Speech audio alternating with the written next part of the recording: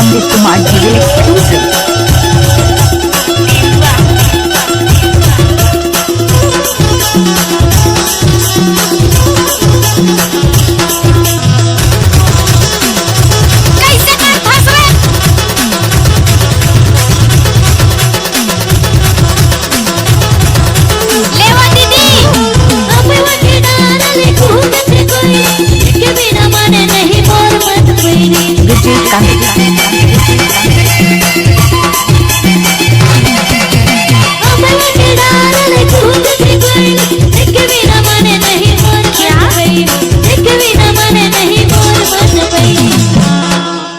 दीवानी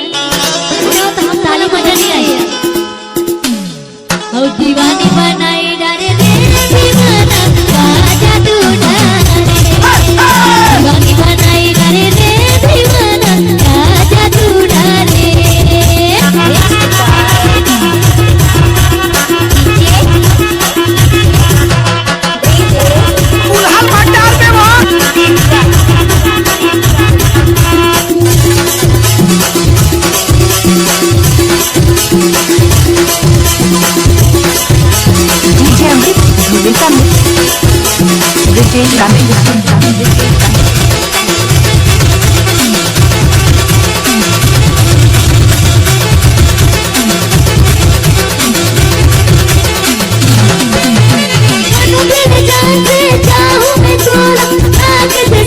अमृत कुमार जी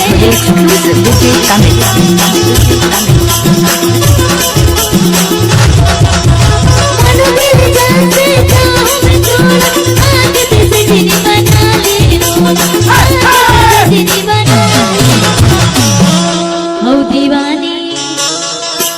बनाई डारे रे दीवाना क्या तू डारे दीवानी बनाई डारे रे दीवाना बाजा तू डारे दीवानी बनाई डारे रे दीवाना बाजा तू डारे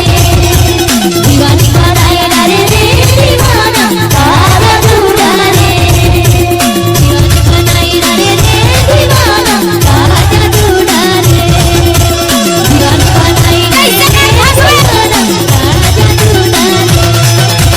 दीवानी बनाई डारे